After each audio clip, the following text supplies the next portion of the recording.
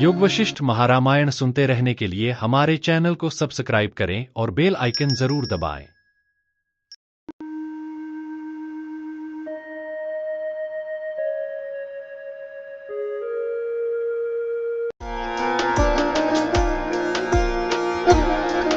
योग वशिष्ठ महारामायण निर्वाण प्रकरण सर्ग 12। बाहर से रोग एवं संग से शून्य और भीतर से स्वच्छ एवं आत्मस्वरूप से प्रकाशमान गुरु वशिष्ठ द्वारा कही गई जनकादि ऋषियों की स्थिति का श्री राम जी ने ग्रहण किया। यह वर्णन। महाराज वशिष्ठ जी ने कहा, हे श्री राम जी, पूर्व सर्ग में दर्शित निश्चय वाले अतएव पाप रहित सदरूप ब्रह्म में निष्ठा संपन्न वे जीवन मुक्त महात्मा जनक आदि एक रूप निर्विकार सत्य पद में यानी शोधित तत्पदार्थ रूप भीतरी परम पद में सुख पूर्वक अवस्थित हुए। बाहर से जिनकी बुद्धि पूर्ण है अर्थात जिन्होंने त्वंग पदार्थ का शोधन कर लिया है, अतएव बाहर एवं भीतर से सम और राग शून्य चित्त वाले तत्वज्ञ जीवन मुक्त अपने जीवन एवं मरण की न स्तुति करते हैं और न निंदा ही करते हैं। इस प्रकार वे जीवन मुक्त महात्मा नारायण की भुजाओं के सदृश सूक्ष्मतम भी लक्ष्य का यानी ब्रह्म रूप लक्ष्य का वेदन करने में पटुता रूपी चमत्कृति रखते हैं और सरल एवं नम्र स्वभाव होते हुए भी मेरु पर्वत के समान अटल होकर स्थित हैं। उनका समदृष्टि से विहार बतलाते हैं। श्री राम जी, जैसे देवता लोग स्वर्ग में रमण करते हैं, वैसे ही ये जीवन मुक्त महात्मा लोग वन खंडों, द्वीपों, नगरों तथा देवताओं के उपवनों में अर्थात उद्यान मालाओं में रमण करते थे, यानी समदृष्टि होकर वे सर्वत्र समान भाव से विहार करते थे। यह भाव है। फूलों से पूर्ण, झूले के आंदोलनों से चंचल, चित्र विचित्र वनों की पंक्तियों में एवं मेरु पर्वत की चोटियों के ऊपर विहार करते थे, जिनमें शत्रुओं को जीत लिया गया है, जो छत्र एवं चामर से युक्त है, जिनमें धर्म, अर्थ एवं काम रूप त्रिविध पद पुरुषार्थों को देने वाले त्रिविध वर्णाश्रम धर्म एवं तदनुसारी आचार हैं। ऐसे राज्यों को भी वे जीवन मुक्त महात्मा करते थे। वे अनेक प्रकार के शिष्टाचारों से अनुष्ठित इन सभी धर्मों का स्वयं अनुष्ठान करते थे। इसी प्रकार श्रुति एवं स्मृति से बतलाई गई कर्तव्यता वाले सांग यज्ञ आदि का भी अनुष्ठान करते थे। दृष्ट अदृष्ट साधन संपत्तियों से रमणीय स्त्रियों की हंसी के सदृश मन का अपहरण करने वाले और विहार एवं आहार में सुंदर भोगों के समूहों से वे भूषित थे। कमनीय आम्र वृक्षों से युक्त, मंदार की मालाओं से परिवेष्टित, अप्सराओं के मनोहर गीतों से परिपूर्ण नंदनवन की उद्यान भूमियों में प्रवेश करके वे जीवन मुक्त उपभोग करते थे। चराचर भूतों से युक्त समस्त भुवनों में निखिल प्राणियों के सुखों के साधन यज्ञ आदि क्रियाकलापों में एवं गृह कर्मों में वे तत्ववित यथाक्रम प्रविष्ट होते थे, जिनमें अनेक बड़े बड़े हाथी मारे गए हैं, अनेक श्रृंगाल और श्रृंगाली जिनमें परिभ्रमण कर रहे हैं और जो नगारों के झंकार ध्वनियों से भयंकर हैं।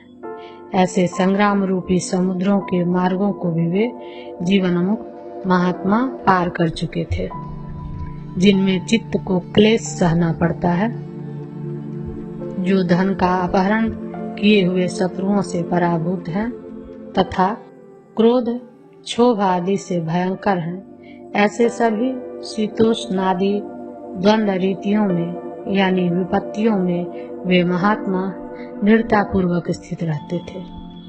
उन जीवन मुक्तों का मन राग से शून्य, उपाधि रहित, अभ्रांत, आसक्ति से शून्य, मुक्त, चारों ओर से शांत उत्तम सत्वरूपता को प्राप्त हुआ था। इसलिए बड़े बड़े संकट भी उनके पास पहुँचे या सर्वातिशायी ऐश्वर्य को भी वे प्राप्त हुए। किसी भी दशा में वे सरोवरों में हिमालय आदि कुल पर्वतों की नाई व्यग्र नहीं होते थे। हे रघुकुल शिरोमणि श्री राम जी, जैसे पूर्ण चंद्र की कांति से समुद्र उल्लास को प्राप्त होता है, ज्वार भाटों से युक्त होकर चंचलता को प्राप्त होता है, वैसे इन तत्ववेत्ता पुरुषों का मन अत्यंत कमनीय लक्ष्मी और कामिनी से उल्लास को अर्थात चंचलता को प्राप्त नहीं होता था।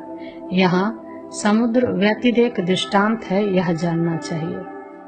तत्ववेत्ता का मन दुख एवं शोक से ग्रीष्म काल में वन स्थल की नाई मलिनता को प्राप्त नहीं हुआ और न भोगों के समूहों से ओस से औषधि की नाई प्रसन्नता को ही प्राप्त हुआ। हे श्री राम जी, वे तत्ववेत्ता महात्मा अकृतत्व अभिमान से रहित होकर भोग रूपी मंजरियों का अनुभव करते हुए भी इष्ट एवं अनिष्ट फल की न अभिलाषा करते थे और न उन्हें छोड़ ही देते थे। यह आप निश्चय से जानिए। वे शत्रु जय आदि रूप संपत्ति प्राप्त होने पर न तो उत्कर्ष को प्राप्त होते थे और न शत्रुओं से आक्रांत होने पर अपकर्ष को ही प्राप्त होते थे। वे सुख पाने पर न हर्षित होते थे और दुख पाने पर न खिन्न ही होते थे। मोह के कारणभूत दुखों के प्राप्त होने पर न मोहित होते थे और न विपत्तियों के आक्रमणों से विचलित ही होते थे। श्री राम जी, वे महात्मा शुभों से अर्थात अच्छे कार्यों से न प्रसन्न ही होते थे और न शोकों से आपकी नाई रोते ही थे। अपने अपने वर्णाश्रमों के अनुकूल सदाचार से प्राप्त विषयों में केवल कर्म करते हुए क्रोध रहित होकर मानो दूसरे मेरु पर्वत की नाई स्थित रहते थे। हे राघव, पापों का नाश करने वाली तत्ववेत्ता जीवन मुक्तों की उस दृष्टि का अवलंबन कर आप अहंकृति रूप दोष से पृथक किए गए शुद्ध चिन्ह मात्र में आत्मबुद्धि करते हुए यथा प्राप्त व्यवहार के अनुसार विहार कीजिए। श्री राम जी, इसी सृष्टि की परंपरा को यथास्थित दृष्टि से देखते हुए आप मेरु पर्वत की तरह स्थिर, समुद्र की तरह गंभीर एवं भ्रम शून्य होकर समता पूर्वक स्थिर रहिए। वह यथाभूत दर्शन कैसा है, इस शंका पर कहते हैं। श्री राम जी, इस प्रकार प्रतीत होने वाला यह संपूर्ण जगत केवल चिन्ह मात्र स्वरूप ही है। यहाँ सत्य या असत्य कुछ भी पदार्थ नहीं है और न किसी का अस्तित्व ही है। हे कल्याणकारी श्री रामचंद्र जी, ब्रह्म रूपता का पर्याप्त अवलंबन कर और संसार का अनादर पूर्वक त्याग कर सर्वत्र अनासक्त बुद्धि होते हुए आप संसार का नाश करने वाले हो जाइए। हे शांत श्री रामचंद्र जी, अत्यंत उद्विग्नता पूर्वक आप क्यों रो रहे हैं? मूढ़ की तरह शोक क्यों कर रहे हैं और जल भंवरों में तृण की नाई भ्रांत चित्त होकर क्यों चलायमान हो रहे हैं? हे श्री रामचंद्र जी,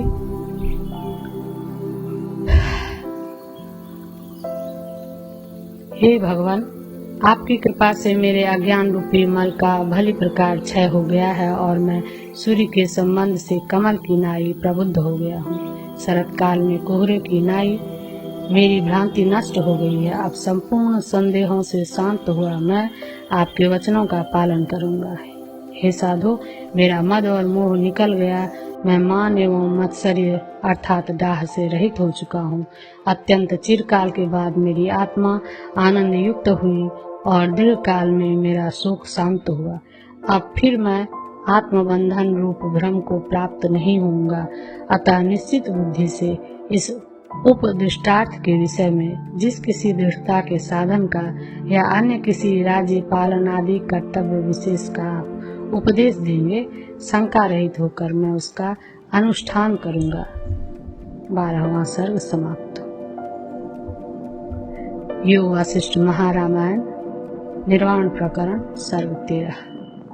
पहले तत्व ज्ञान से वासना नाश का प्रकार बतलाने के अनंतर अब प्राण निरोध रूप योग से वासना विनाश का प्रकार बतलाने के लिए रची जा रही भूमिका का वर्णन। उपशम प्रकरण में दिखलाए गए वासना नाश के हेतुभूत ज्ञान और योग दोनों प्रकारों से उत्तम अधिकारी के विषय ज्ञान रूप उपाय से वासना विनाश रूपी फल पाकर यद्यपि कृतार्थ हो चुके थे, तथापि मंद एवं मध्यम अधिकारियों के उपकार के लिए योग रूपी उपाय से भी वासना विनाश की रीति जानने की इच्छा कर रहे श्री रामचंद्र जी पूछते हैं। श्री रामचंद्र जी ने कहा, हे ब्राह्मण, तत्व ज्ञान की महिमा से वासना का विनाश हो जाने पर जीवन मुक्त पद में मैं भली प्रकार विश्रांति पा चुका हूँ। हे ब्रह्मर्षि, अब कृपा कर मुझसे यह बतलाइए कि प्राण वायु की गति के अवरोध से वासना का विनाश हो जाने पर जीवन मुक्त पद में विश्रांति कैसे पाई जाती है। प्रश्न का उत्तर कहने के लिए महाराज वशिष्ठ जी भी उपशम प्रकरण में कहे गए राजयोग और हठ योग इन दो प्रकारों का ही स्मरण कराते हुए प्रतिज्ञा करते हैं। महाराज वशिष्ठ जी ने कहा, श्री राम जी, संसार सागर से पार उतरने में जो उपाय है वही योग शब्द से कहा जाता है। चित्त का विलय करने वाला वह दो प्रकार का होता है, यह आप जानिए। इसका प्रथम प्रकार आत्मज्ञान है जो संसार में प्रसिद्ध है, और द्वितीय प्रकार प्राण निरोध है जिसे मैं कहता हूँ। आप सावधान होकर सुनिए। पहले उन दोनों में से कौन सा प्रकार सरल है, यूं विशेष रूप से श्री राम जी पूछते हैं। श्री रामचंद्र जी ने कहा, हे गुरु, उपर्युक्त योगों के प्रकारों में ऐसा कौन प्रकार सरल और कष्ट रहित होने से उत्तम है जिसके कि एकमात्र अवगत होने पर विक्षेप फिर बाधा नहीं पहुंचाता? कृपा कर उसे बतलाइए। महाराज वशिष्ठ जी ने कहा, हे श्री राम भद्र, यद्यपि शास्त्रों में योग शब्द से उपर्युक्त दोनों ही प्रकार आत्मज्ञान और प्राण संरोध कहे गए हैं, तथापि यह योग शब्द प्राण निरोध में ही अधिक प्रसिद्धि को प्राप्त हुआ है। संसार सागर से पार उतरने की पद्धति में एक योग अर्थात प्राण निरोध और दूसरा ज्ञान, ये दोनों एक फल देने वाले समान उपाय हैं, यूं मुनियों द्वारा कहा गया है। किसी के लिए यानी प्राण निरोध जन्य दुख के सहने से असमर्थ सुकुमार चेता पुरुष के लिए योग हठ योग असाध्य है, और किसी के लिए यानी विचार में अकुशल कठोर चेता पुरुष के लिए ज्ञान निश्चय रूप दूसरा योग असाध्य है। परंतु शुद्ध चित्त और विचार में कुशल मुझे तो ज्ञान निश्चय दूसरा योग ही सुसाध्य है, ऐसा अभिमत है। ज्ञान और अज्ञान के स्वरूप का विवेक करने की सामर्थ्य न रहने पर ही विचार में अपटुता होती है, परंतु वह असामर्थ्य प्रमाण में कुशल पुरुष के लिए तो स्वप्न में भी नहीं रह सकती। इस आशय से कहते हैं, वह प्रसिद्ध अज्ञान स्वप्न में भी अज्ञात नहीं रह सकता, और ज्ञान भी सभी अवस्थाओं में सदा ही स्वयं प्रकाशमान है। चूंकि अज्ञान सदा ही साक्षी द्वारा भाषित होता है, ज्ञान स्वयं प्रकाश होने से स्वतः ही प्रकाशमान रहता है, और इन दोनों का वैधर्म्य अनुभव से ही स्फुरित है। इसलिए ज्ञान अज्ञान का विवेक हो जाने से आत्मज्ञान रूप योग सरल है, प्राण निरोध रूप योग वैसा न होने से दुष्कर है, यह भाव है। प्रशस्त देश काल विषय आदि बाह्य हेतुओं की अपेक्षा होने से भी योग दुष्कर है। चूंकि यह प्राण संरोध रूप योग धारणा देश, बाह्य पर्वत शिखर चंद्र तारा आदि देश और आंतर हृदय कंठ तालु मूल भ्रू मध्य आदि देश, आसन देश, सम पवित्र कंकड़ अग्नि और बालुका से वर्जित, कल कल ध्वनि जलाश्रय आदि से शून्य, मनोहर चक्षु में पीड़ा न पहुँचाने वाला आदि विशेषणों से श्रुति स्मृति में वर्णित आसन देश आदि से साध्य है, अतः सुख साध्य नहीं हो सकता। निरुत्साह मूढ़ बुद्धि मूर्ख कापुरुषों की नाई पंडित समर्थ और प्रयत्नशील अधिकारी पुरुष को शास्त्रीय साधनों में सुख साध्यत्व और कष्ट साध्यत्व का विकल्प कर चिंता करना उचित नहीं है। श्री राम जी अथवा आपके लिए सुख साध्यत्व और कष्ट साध्यत्व का विचार करना उचित नहीं है। इस प्रकार अवान्तर प्रश्न का बीच में आए हुए कतरा शोभना वाले प्रश्न का निराश कर पहले प्रश्न का उत्तर देने के लिए उपक्रम करते हैं। हे रघुवीर, ज्ञान और योग ये दोनों ही उपाय शास्त्रों में कहे गए हैं। उन दोनों में से आत्म पदार्थ रूप ज्ञेय को निर्मल करने वाला सब ज्ञानों से परे स्थित आत्मज्ञान आपको बतलाया गया। हे साधो, अब आप यह योग सुनिए जो कि प्राण और अपान की समता रूप से प्रसिद्ध है।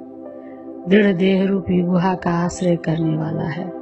सिद्धि की इच्छा करने वालों को खेचरत्व आदि अनंत सिद्धियों को देने वाला है और ज्ञान की इच्छा करने वालों को आत्म साक्षात्कार कराने वाला है। सुनिए, समाधि सुख में विश्रांति रूप फल के कथन द्वारा भी प्रशंसा कर रहे महर्षि वशिष्ठ जी वही योग श्री रामचंद्र जी से कहते हैं। हे राजपुत्र श्री राम भद्र, प्रयत्नशील चित्त से प्राण गति के निरोध से होने वाली निष्ठा को प्राप्त होकर यदि आप चित्तवृत्ति निरोध के अभ्यास से प्रत्यग रूप अक्षय परम पद में भली प्रकार स्थिरता प्राप्त कर लेंगे तो वाणी और मन की अगोचर निरतिशय आनंद स्वरूप होकर आप स्थित रहेंगे। 13वां सर्ग समाप्त।